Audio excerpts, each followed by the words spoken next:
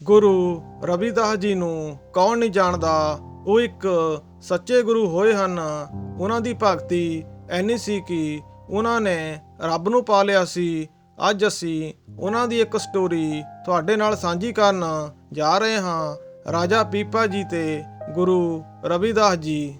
ਜਿਹੜੇ ਵੀਰ ਭੈਣ ਭਰਾ ਸਾਡੇ ਬਜ਼ੁਰਗ ਸਾਡੇ ਚੈਨਲ ਦੇ ਕਰਕੇ ਸਾਡੇ ਨਾਲ ਜੁੜੇ ਹਨ ਜਾਂ ਜਿਨ੍ਹਾਂ ਨੇ ਹਲੇ ਜੁੜਨਾ ਹੈ, ਉਹ ਪਰਮਾਤਮਾ ਵਾਹਿਗੁਰੂ ਅੱਲਾ ਉਹਨਾਂ ਦੀਆਂ ਸਾਰੀਆਂ ਆਸਾਂ ਮੁਰਾਦਾਂ ਪੂਰੀਆਂ ਕਰਨ।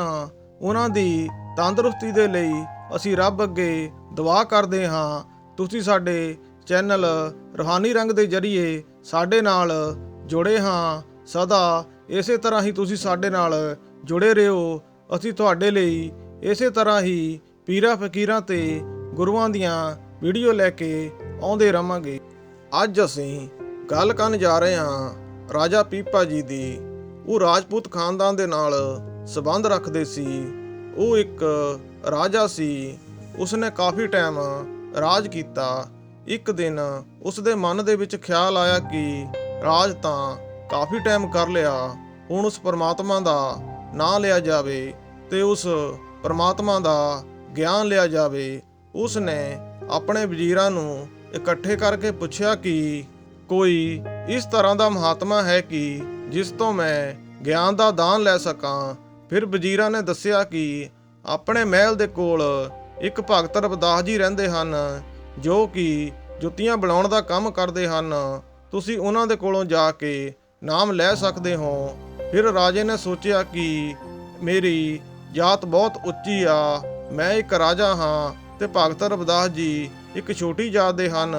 ਫਿਰ ਰਾਜਾ ਆਪਣੇ ਮਨ ਦੇ ਵਿੱਚ ਸੋਚਣ ਲੱਗਾ ਕਿ ਜੇ ਮੈਂ ਖੁੱਲਮ ਖੁੱਲਾ ਉਹਨਾਂ ਦੇ ਕੋਲ ਜਾਵਾਂਗਾ ਤਾਂ ਲੋਕ ਮੈਨੂੰ ਜਾਂਦੇ ਨੂੰ ਦੇਖਣਗੇ ਤੇ ਦੇਖ ਕੇ ਹੱਸਣਗੇ ਕਿ ਇਹ ਇੱਕ ਰਾਜਾ ਹੋ ਕੇ ਛੋਟੀ ਜਾਤ ਵਾਲੇ ਵਿਅਕਤੀ ਕੋਲ ਜਾ ਰਿਹਾ ਹੈ, ਕਿਉਂਕਿ ਰਾਜੇ ਦੇ ਮਨ ਦੇ ਵਿੱਚ ਉਸ ਪਰਮਾਤਮਾ ਦਾ ਪਿਆਰ ਵੀ ਸੀ ਤੇ ਪ੍ਰੇਮ ਵੀ ਸੀ। ਫਿਰ ਉਸਨੇ ਸੋਚਿਆ ਕਿ ਭਗਤ ਰਵਿਦਾਸ ਜੀ ਮੈਨੂੰ ਇਕੱਲੇ ਨੂੰ ਹੀ ਮਿਲ ਲੈਣ ਤਾਂ ਮੈਂ ਉਸ ਦੇ ਕੋਲੋਂ ਨਾਮ ਲੈ ਲਵਾਂ। ਇੱਕ ਦਿਨ ਇਸ ਤਰ੍ਹਾਂ ਦਾ ਮੌਕਾ ਆਇਆ ਕਿ ਉਸ ਦਿਨ ਕੋਈ ਤਿਉਹਾਰ ਸੀ। ਉਸ ਦਿਨ ਸਾਰੀ ਪ੍ਰਜਾ ਗੰਗਾ ਦੇ ਵਿੱਚ ਇਸ਼ਨਾਨ ਕਰਨ ਦੇ ਲਈ ਗਈ ਹੋਈ ਸੀ। ਫਿਰ ਰਾਜੇ ਨੇ ਸੋਚਿਆ ਕਿ ਅੱਜ ਬਾਹਰ ਕੋਈ ਨਹੀਂ ਹੈ, ਅੱਜ ਸਾਰੇ ਬਾਜ਼ਾਰ ਵੀ ਖਾਲੀ ਹਨ, ਲੋਕ ਗੰਗਾ ਤੇ ਇਸ਼ਨਾਨ ਕਰਨ ਦੇ ਲਈ ਗਏ ਹੋਏ ਹਨ। ਫਿਰ ਰਾਜਾ ਘਰੋਂ ਨਿਕਲਿਆ ਤੇ ਉਹ ਰਵਿਦਾਸ ਜੀ ਦੀ ਕੁਟੀਆ ਦੇ ਵਿੱਚ ਜਾ ਕੇ ਖੜ ਗਿਆ। ਫਿਰ ਉਸਨੇ ਗੁਰੂ ਰਵਿਦਾਸ ਜੀ ਨੂੰ ਕਿਹਾ ਕਿ ਮੈਨੂੰ ਨਾਮ ਦੇ ਦਿਓ, ਉਸ ਰੱਬ ਦਾ ਗਿਆਨ ਦੇ ਦਿਓ। ਫਿਰ ਗੁਰੂ ਰਵਿਦਾਸ ਜੀ ਦੇ ਕੋਲ ਜੋ ਕੁੰਡ ਪਿਆ ਸੀ, ਜਿਸ ਦੇ ਵਿੱਚ ਉਹ ਚਮੜਾ ਧੋਂਦੇ ਸਨ, ਫਿਰ ਗੁਰੂ ਰਵਿਦਾਸ ਜੀ ਨੇ ਉਸ ਕੁੰਡ ਦੇ ਵਿੱਚੋਂ ਚਮੜੇ ਵਾਲੇ ਪਾਣੀ ਦੀ ਹੱਥ ਦੇ ਵਿੱਚ ਇੱਕ ਚੂਲੀ ਭਰੀ ਤੇ ਉਸ ਰਾਜੇ ਨੂੰ ਕਿਹਾ, ਇਸ ਨੂੰ ਪੀ ਲਓ। ਫਿਰ ਜਦੋਂ ਰਾਜੇ ਨੇ ਦੇਖਿਆ ਕਿ ਇਹ ਪਾਣੀ ਤਾਂ ਚਮੜੇ ਵਾਲਾ ਹੈ, ਇਹ ਪਾਣੀ ਤਾਂ ਗੰਦਾ ਹੈ, ਫਿਰ ਰਾਜੇ ਨੇ ਇੱਧਰ ਉੱਧਰ ਦੇਖਿਆ, ਉਹ ਪਾਣੀ ਆਪਣੇ ਕੁੜਤੇ ਤੇ ਹੀ ਡੋਲ ਲਿਆ। ਫਿਰ ਰਾਜਾ ਜਲਦੀ ਜਲਦੀ ਆਪਣੇ ਮਹਿਲ ਨੂੰ ਆ ਗਿਆ। ਉਹ ਰਸਤੇ ਦੇ ਵਿੱਚ ਸੋਚਦਾ ਸੀ ਕਿ ਅੱਜ ਮੈਂ ਵੀ ਛੋਟੀ ਜਾਤ ਵਾਲਾ ਬਣਨਾ ਪੈ ਜਾਣਾ ਸੀ। ਲੋਕ ਤਾਂ ਕਹਿੰਦੇ ਹਨ ਇਹ ਭਗਤ ਹੈ, ਪਰ ਮੈਨੂੰ ਤਾਂ ਇਸਨੇ ਗੰਦਾ ਪਾਣੀ ਪਿਲਾ ਦਿੱਤਾ। ਉਹ ਤਾਂ ਸ਼ੁਕਰਿਆ ਮੈਂ ਪਾਣੀ ਆਪਣੇ ਕੁੜਤੇ ਤੇ ਹੀ ਡੋਲ ਲਿਆ, ਨਹੀਂ ਪੀਤਾ। ਉਹ ਤਾਂ ਸ਼ੁਕਰਿਆ ਕਿਸੇ ਨੇ ਮੈਨੂੰ ਦੇਖਿਆ ਨਹੀਂ ਤਾਂ ਲੋਕਾਂ ਨੇ ਮੇਰੇ ਤੇ ਹੱਸਣਾ ਸੀ। ਫਿਰ ਜਦੋਂ ਰਾਜਾ ਮਹਿਲ ਦੇ ਵਿੱਚ ਵਾਪਸ ਆਇਆ, ਫਿਰ ਉਸ ਨੇ ਧੋਬੀ ਨੂੰ ਬੁਲਾਇਆ ਕਿ ਇਸ ਕੁੜਤੇ ਨੂੰ ਧੋਬੀ ਘਾਟ ਤੇ ਲੈ ਜਾਓ, ਇਸ ਨੂੰ ਚੰਗੀ ਤਰ੍ਹਾਂ ਦੇ ਨਾਲ ਧੋ ਕੇ ਲਿਆਓ। ਇਸ ਕੁੜਤੇ ਤੇ ਕੁਝ ਦਾਗ ਲੱਗੇ ਹੋਏ ਹਨ, ਇਸ ਨੂੰ ਚੰਗੀ ਤਰ੍ਹਾਂ ਸਾਫ਼ ਕਰਕੇ ਲਿਆਓ, ਇਹ ਦਾਗ ਰਹਿਣੇ ਨਹੀਂ ਚਾਹੀਦੇ। ਫਿਰ ਜਦੋਂ ਧੋਬੀ ਨੇ ਉਸ ਨੂੰ ਧੋਤਾ ਤਾਂ ਕੁਝ ਦਾਗ ਰਹਿ ਗਏ। ਫਿਰ ਧੋਬੀ ਨੇ ਆਪਣੀ ਲੜਕੀ ਨੂੰ ਕਿਹਾ ਕਿ ਕੁਝ ਦਾਗ ਕੁੜਤੇ ਤੇ ਰਹਿ ਗਏ ਹਨ, ਤੂੰ ਇਸ ਨੂੰ ਆਪਣੇ ਮੂੰਹ ਦੇ ਵਿੱਚ ਪਾ ਕੇ ਚੰਗੀ ਤਰ੍ਹਾਂ ਦੇ ਨਾਲ ਚੂਸ ਲਈ, ਇਹ ਦਾਗ ਰਹਿਣੇ ਨਹੀਂ ਚਾਹੀਦੇ ਹਨ, ਕਿਉਂਕਿ ਰਾਜਾ ਬਹੁਤ ਗੁੱਸੇ ਦੇ ਵਿੱਚ ਸੀ। ਫਿਰ ਉਸ ਲੜਕੀ ਨੇ ਉਹ ਦਾਗ ਚੂਸੇ ਤਾਂ ਉਹ ਅੰਮ੍ਰਿਤ ਵਾਲਾ ਪਾਣੀ ਉਸ ਦੇ ਅੰਦਰ ਹੀ ਚਲਾ ਗਿਆ। ਫਿਰ ਇਸ ਦਾ ਨਤੀਜਾ ਇਹ ਨਿਕਲਿਆ ਕਿ ਉਹ ਲੜਕੀ ਗਿਆਨ ਧਿਆਨ ਦੀਆਂ ਗੱਲਾਂ ਕਰਨ ਲੱਗ ਪਈ। ਹੌਲੀ ਹੌਲੀ ਇਹ ਗੱਲ ਪੂਰੇ ਸ਼ਹਿਰ ਦੇ ਵਿੱਚ ਫੈਲ ਗਈ ਕਿ ਧੋਬੀ ਦੀ ਲੜਕੀ ਇੱਕ ਮਹਾਤਮਾ ਹੈ, ਉਹ ਗਿਆਨ ਧਿਆਨ ਦੀਆਂ ਗੱਲਾਂ ਕਰਦੀ ਹੈ। ਹੌਲੀ ਹੌਲੀ ਇਹ ਗੱਲ ਰਾਜੇ ਦੇ ਕੋਲ ਵੀ ਪਹੁੰਚ ਗਈ। ਰਾਜੇ ਨੂੰ ਵੀ ਇਸ ਗੱਲ ਦਾ ਪਤਾ ਚੱਲ ਗਿਆ। ਫਿਰ ਉਹ ਰਾਜਾ ਇੱਕ ਦਿਨ ਧੋਬੀ ਦੇ ਘਰ ਪਹੁੰਚ ਗਿਆ। ਫਿਰ ਉਹ ਲੜਕੀ ਰਾਜੇ ਦੇ ਮੂਹਰੇ ਹੱਥ ਜੋੜ ਕੇ ਖੜੀ ਹੋ ਗਈ।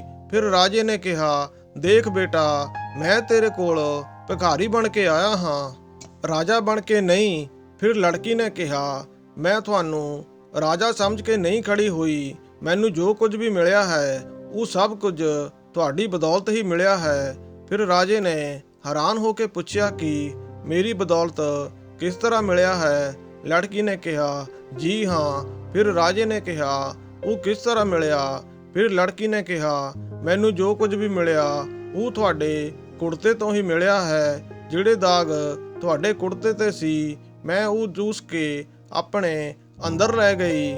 ਫਿਰ ਮੈਨੂੰ ਉਸ ਪਰਮਾਤਮਾ ਦੇ ਦਰਸ਼ਨ ਹੋ ਗਏ। ਫਿਰ ਉਸ ਰਾਜੇ ਨੂੰ ਬਹੁਤ ਅਫਸੋਸ ਹੋਇਆ ਕਿ ਮੂਰਖਾ, ਤੂੰ ਇਹ ਕਿਹੜਾ ਕੰਮ ਕਰ ਦਿੱਤਾ? ਤੂੰ ਆਪਣੇ ਆਪ ਨੂੰ ਕੋਸਣ ਲੱਗ ਪਿਆ। ਜਦੋਂ ਰਾਜੇ ਨੂੰ ਇਹ ਠੋਕਰ ਲੱਗੀ ਤਾਂ ਫਿਰ ਉਸਨੇ ਲੋਕ ਲਾਜ ਛੱਡ ਕੇ ਦੁਨੀਆ ਦੀ ਪਰਵਾਹ ਕੀਤੇ ਬਿਨਾਂ ਹੀ ਉਹ ਫਿਰ ਰਵਿਦਾਸ ਜੀ ਦੇ ਕੋਲ ਪਹੁੰਚ ਗਿਆ।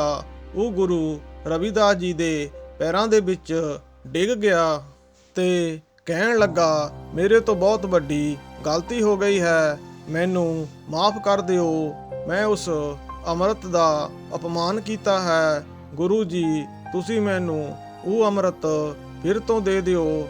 ਫਿਰ ਗੁਰੂ ਰਵਿਦਾਸ ਜੀ ਨੇ ਕਿਹਾ ਕਿ ਜਦੋਂ ਤੂੰ ਪਹਿਲੀ ਵਾਰ ਆਇਆ ਸੀ ਮੈਂ ਸੋਚਿਆ ਸੀ ਕਿ ਤੂੰ ਇੱਕ ਰਾਜਾ ਹੈ। ਮੈਂ ਸੋਚਿਆ ਕਿ ਮੈਂ ਤੈਨੂੰ ਕੁਝ ਇਸ ਤਰ੍ਹਾਂ ਦੀ ਚੀਜ਼ ਦੇਵਾਂ ਜੋ ਕਦੇ ਖਰਾਬ ਨਾ ਹੋਵੇ। ਉਹ ਜੋ ਕੁੰਡ ਦਾ ਪਾਣੀ ਸੀ ਉਹ ਅੰਮ੍ਰਿਤ ਸੀ, ਉਹ ਗਿਆਨ ਦਾ ਭੰਡਾਰ ਸੀ। ਲੇਕਿਨ ਤੂੰ ਚਮੜੇ ਦਾ ਪਾਣੀ ਸਮਝ ਕੇ ਉਸ ਤੋਂ ਨਫ਼ਰਤ ਕੀਤੀ। ਤੂੰ ਆਪਣੇ ਕੁੜਤੇ ਉੱਤੇ ਹੀ ਉਸ ਨੂੰ ਡੋਲ ਲਿਆ। ਫਿਰ ਰਾਜੇ ਨੇ ਰਵਿਦਾਸ ਜੀ ਦੇ ਕੋਲੋਂ ਮਾਫੀ ਮੰਗੀ। ਫਿਰ ਗੁਰੂ ਰਵਿਦਾਸ ਜੀ ਨੇ ਉਸ ਨੂੰ ਮਾਫ ਕੀਤਾ। ਰਵਿਦਾਸ ਜੀ ਨੇ ਕਿਹਾ, ਹੁਣ ਮੈਂ ਤੈਨੂੰ ਉਹ ਅੰਮ੍ਰਿਤ ਨਹੀਂ ਦੇ ਸਕਦਾ। ਹੁਣ ਮੈਂ ਤੈਨੂੰ ਇੱਕ ਨਾਮ ਦੇਵਾਂਗਾ, ਇੱਕ ਸ਼ਬਦ ਦੇਵਾਂਗਾ। ਤੂੰ ਉਸ ਨਾਮ ਦਾ ਸਿਮਰਨ ਕਰਿਆ ਕਰ। ਉਸ ਸ਼ਬਦ ਨੂੰ ਪੜ੍ਹ ਕੇ ਰੱਬ ਦੀ ਭਗਤੀ ਕਰ। ਜਦੋਂ ਤੇਰੇ ਕੋਲੋਂ ਮਾਲਕ ਖੁਸ਼ ਹੋਇਆ ਤੈਨੂੰ ਇਹ ਅੰਮ੍ਰਿਤ ਤੇਰੇ ਅੰਦਰੋਂ ਹੀ ਮਿਲੇਗਾ। ਹੁਣ ਤੈਨੂੰ ਉਸ ਰੱਬ ਦੀ ਭਗਤੀ ਕਰਨੀ ਪਵੇਗੀ। ਫਿਰ ਉਹ ਰਾਜਾ ਬਾਅਦ ਵਿੱਚ ਨਾਮ ਦਾ ਖਜ਼ਾਨਾ ਲੈ ਕੇ ਆਪਣੇ ਘਰ ਆ ਗਿਆ।